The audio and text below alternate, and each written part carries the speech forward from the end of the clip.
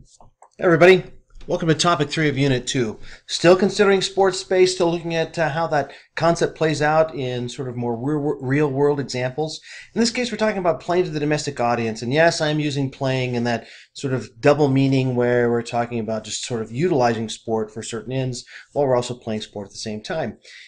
Here we're talking, though, about how it works in a domestic setting. Now, that doesn't mean that it's exclusively within a nation's borders. We can look at some local, regional, personal stuff, too. Stuff that's national that may reverberate internationally, but primarily looking at that sort of effort. The next lecture will look at the way things might play in an international audience where you take the sports space concept, and if you replicate it through lots of sports spaces in lots of countries, then you have an ability to politicize things differently, right? So in the United States, when you're talking about what people might turn to politicize in the domestic setting, then whatever works, works. So remember we talked last time about the idea that there's almost an infinite number of things that you can do, a very large number you can do on an individual or local level. Then on the state level, there's fewer. On a regional level, there's fewer. And then on the national level, there's even fewer.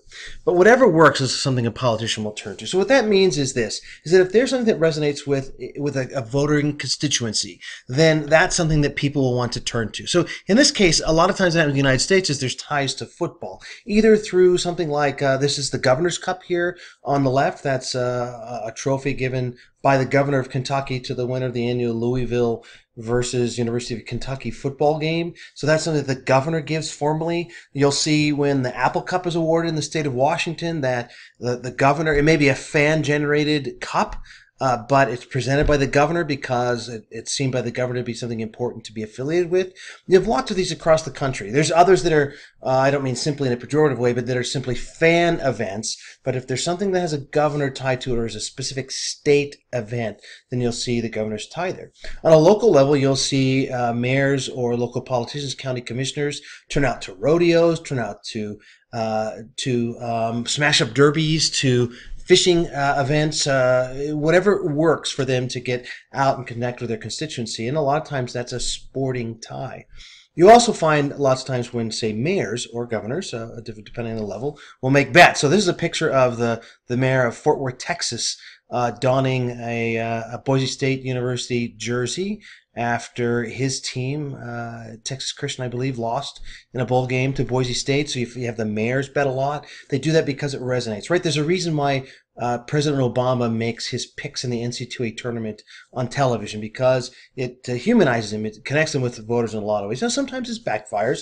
You recall that Mitt Romney, when he was running for president, appeared not at a NASCAR event to watch the race with the fans, which would have connected him with voters, but to connect with his fellow owners, people who had enough money to own a racing team, and it didn't work out so well. But whatever works is the idea. It doesn't matter what the sport is, as long as it's in the sports space of the constituency. Now, internationally, these things are interesting in the way they're connected from a local club into a national league. So in the United States, we tend to have sports leagues, right? It's particularly in the Major League Baseball, for example, that are connected through a professional affiliate.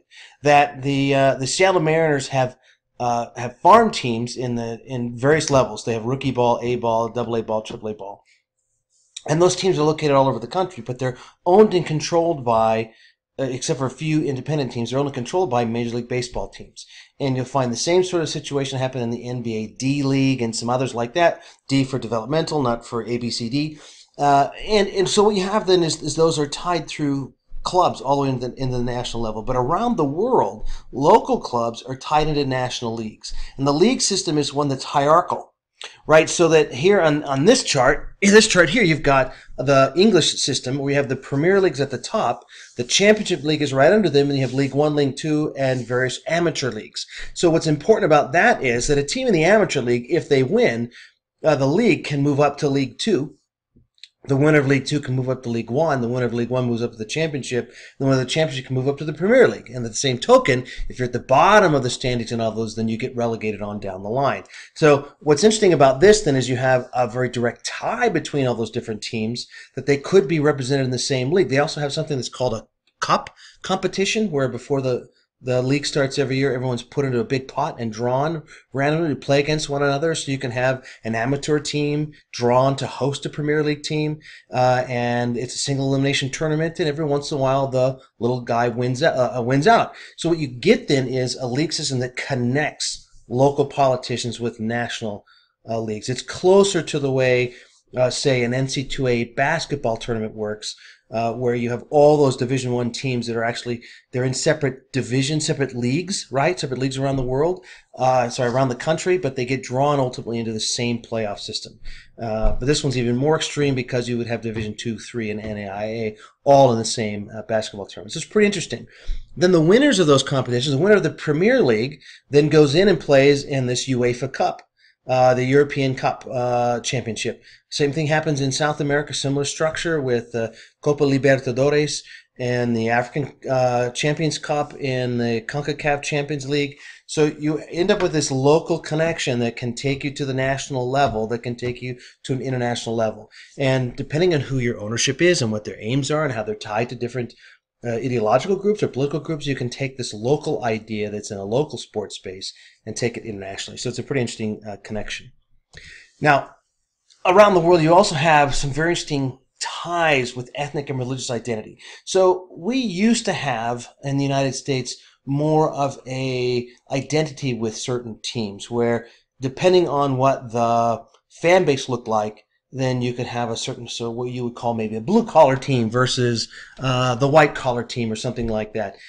Around the world, it's much more pronounced, and you definitely have teams that are more of the industrial workers versus the bankers versus the people who are working in the factories, and it changes that way. But we have some teams that have this very interesting idea where they're going to play into an ethnic and religious identity through their sporting team. For example, Chivas de Guadalajara is one of the oldest teams in the Mexican First Division. They have a long-standing practice of only signing Mexican players eligible only to play for the Mexican national team.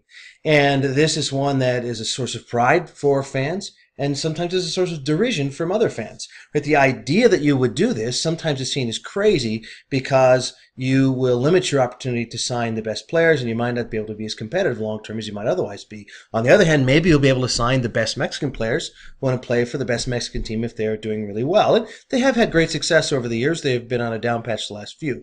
But that's an interesting tie, right? So you're talking about how do you connect with your constituency? And in this case, you're going to have a Mexican-only constituency. And this is not something that could work in the United States because our labor laws wouldn't permit it. But Mexico's labor laws are like, in the United States, you couldn't say we're only going to hire people born in the United States to play for our soccer team. We can't prejudge someone like that. If they're eligible to work in the United States, then they're eligible to play in your team. And you can make decisions based on other factors, but not on race or ethnicity. On the other hand, you've got this other one here, Celtic and Glasgow Rangers. You've got a bonus bit that you're going to watch about that here for this unit, where one team, they're both based in Glasgow, Scotland. One team is made up largely of Catholics, and one team, the fan base is largely Catholic, and the other team, the fan base is largely Protestant. And that religious conflict that has pervaded in the British Isles for centuries spills over in some pretty nasty ways. To the case that a guy like Mo Johnston, he's listed down here, his picture when he played for Kansas City in Major League Soccer. Sometimes people say, why would a big international star come play in Kansas City if they have this whole global market to play in? Well, he did it in part because he was the first player in the modern era who had played for Celtic and then went to play for Rangers. And it was pretty nasty the way he was treated. He was seen as a traitor, not just to club, but to religion.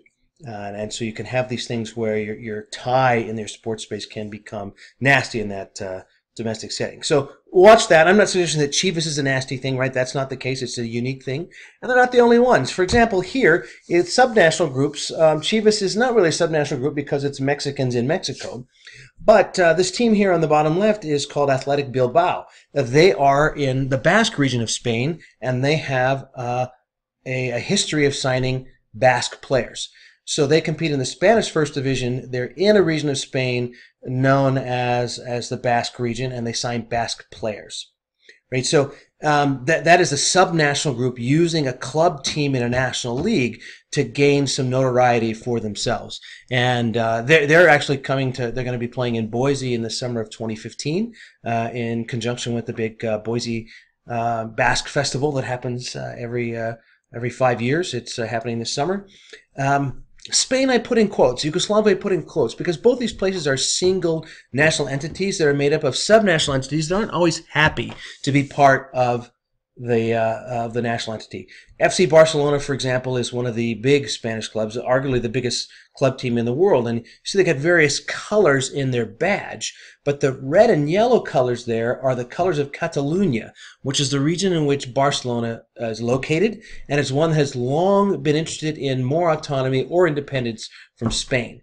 And the way they manifest themselves when they have big gatherings and big promotions is they use the Barcelona football team as a way to promote it. So yes, they're part of Spain. And you'll see when they go through that layered competition we looked at here, right? If you did the Spain example, that Barcelona goes and they win the Champions League, they do. But on their jerseys, they're wearing the colors of Catalonia in addition to their club team jerseys.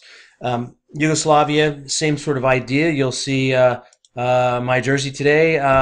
My wife doesn't want to put on this jersey because she said it's like a jockey. I should be a small, dainty man, very athletic, but not a very large man. And I wear these checkers, and it perhaps calls more attention to myself than I need. But it's the symbol of Croatia. It's their colors. And in the era when Yugoslavia controlled Croatia, and the Croatians were not allowed to have nationalist passions, nationalist fervor, then they would wear these colors at their club games. That their club teams could wear the colors and they could get away with it in the stands, and you could have the subnational identity promotion through the domestic soccer league.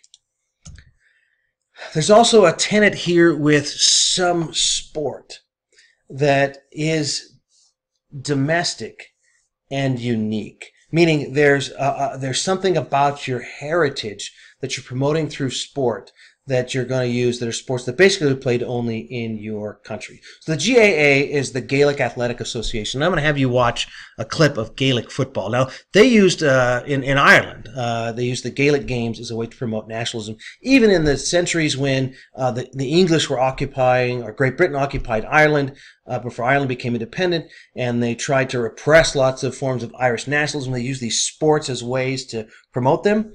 The GAA was a pretty extreme group in terms of how it patrolled its nationalist fervor.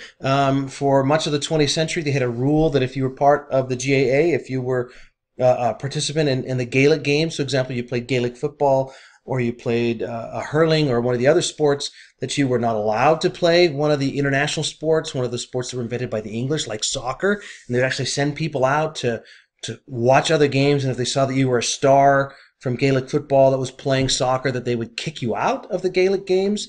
If you were on the board of governors of the GAA and you went to watch a game that you weren't supposed to be watching, that was one like soccer, then you could get kicked out of the federation. This led to an interesting controversy in the 1930s when the president of Ireland had been invited to attend a soccer game. He was also on the board of the GAA. He was seen there. They raised a big stink, and he had to resign from the GAA because he was not being true to that national sport.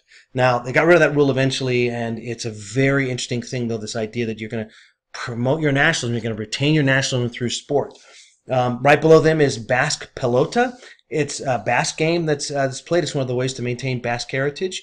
And then this is the Scottish games, where you're doing Scottish nationalist sports at Scottish games to promote that sort of Scottish heritage. These are all places that have had occupying powers or some attempt to control their culture, and they've used their unique sports to promote that nationalism.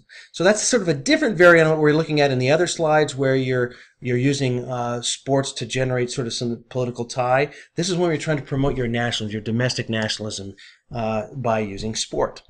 So what does this all mean? Well, there's a lot of domestic efforts to use sport. You're going to politicize from the local level, right? Sometimes civic pride is one that you can see in the United States as you drive into small communities. And one of the first things you'll see is welcome to, say, Colton, Washington. And then right there on the welcome sign for Colton, Washington is a list of not of, say, the National Merit Scholars they've had or the big businesses that are in town, but they'll list the state championships that the sports teams from that school has attained. And I always look at Colfax. It has this amazing list. It's a small farming community south of Pullman, where I live.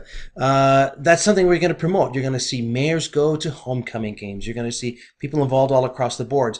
And sometimes they start local. They can span to the national level or even to international spheres. And we'll look at the way the international sphere plays out more next time.